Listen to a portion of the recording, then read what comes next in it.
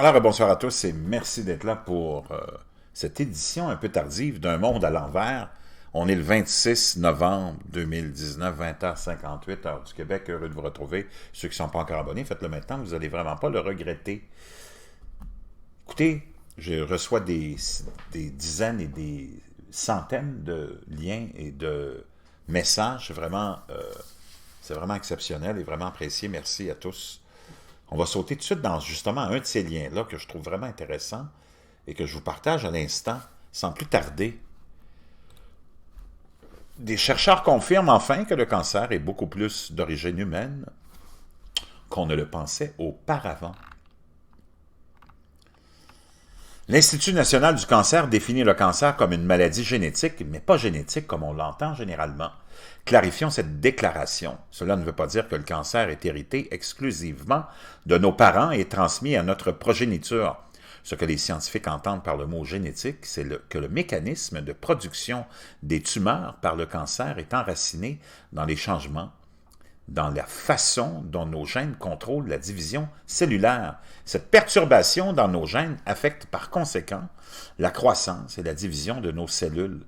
Sans une régulation adéquate de ces fonctions, les cellules malignes continuent de croître et de se diviser à un rythme alarmant.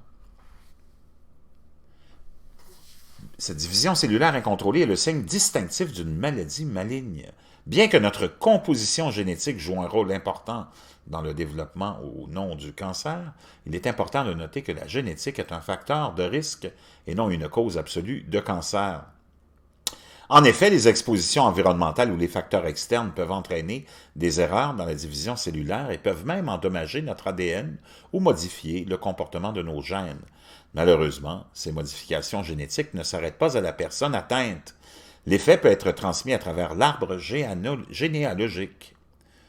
Bien que le mécanisme implique des gènes, ceux-ci ne sont pas considérés comme des troubles génétiques au sens le plus pur du terme. Entre 1938 et 1971, le DES a été prescrit pour le traitement des problèmes reproductifs féminins qui comprennent les fausses couches, l'hormonothérapie substitutive et l'engorgement mammaire.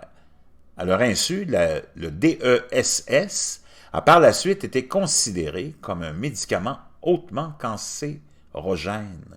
Malheureusement, les effets cancérigènes du DES ne sont pas limités aux principaux utilisateurs.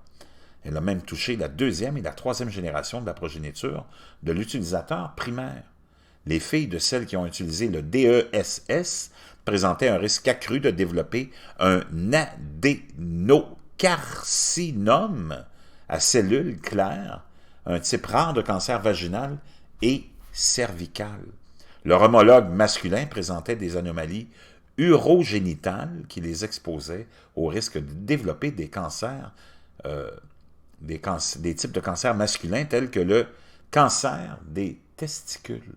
Étant donné que le mot maladie génétique est couramment utilisé pour définir le cancer, il est facile de comprendre que le cancer est principalement une maladie génétique. En fait, elle est aussi causée par de nombreux facteurs externes comme le DES mentionné ci-dessus. Ce genre de définition renforce également le faux discours selon lequel le cancer est une maladie intrinsèque inévitable qui nous fait considérer le cancer comme un coup de malchance plutôt que comme le produit de mauvais choix de santé, d'un mode de vie malsain et de l'exposition à des produits chimiques dangereux.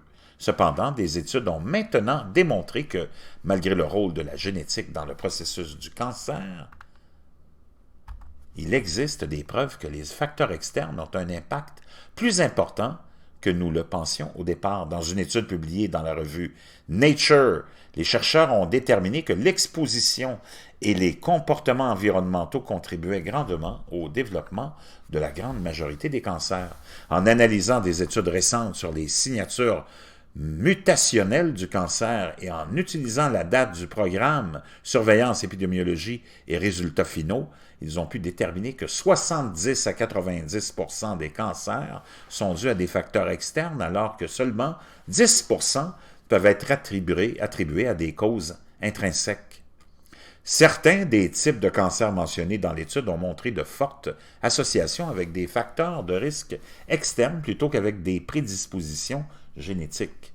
Il s'agit notamment de la relation entre le cancer colorectal et l'alimentation, le cancer de la peau et l'exposition au soleil, le cancer de l'œsophage et le tabagisme, le cancer du col utérin et le virus du papillome humain. Bien que l'étude présente des chiffres alarmants en ce qui concerne le nombre de substances nocives nous concernant, elle nous donne aussi, d'une certaine façon, des moyens d'agir. En mettant l'accent sur le développement du cancer, sur les facteurs externes, nous sommes maintenant plus conscients que le pouvoir de prévenir le cancer est principalement en nous. En évitant ces substances et en prenant des décisions éclairées en matière de santé, le cancer n'est plus un coup de malchance, mais une maladie évitable. Et ça, j'en parle souvent, on en parle souvent, j'ai beaucoup de liens sur, naturellement, ce qu'on mange, ce qu'on respire, ce qu'on boit, un mode de vie sain, hein, ça, mettre les chances de son côté, c'est ça aussi. C'est de choisir, comme on le dit, et de faire attention, parce que le cancer peut être évitable. Il y a des sociétés qui n'ont pas de cancer. On en a parlé, il y a des gens qui ont une certaine alimentation, un certain mode de vie, hein, des populations qui ne présentent aucun cas de cancer. Il y a des secrets peut-être, il y a des ingrédients d'alimentation qui peuvent aider, hein, comme les fameux noyaux de pommes, les noyaux d'abricots ou de pêche, mais surtout d'abricots.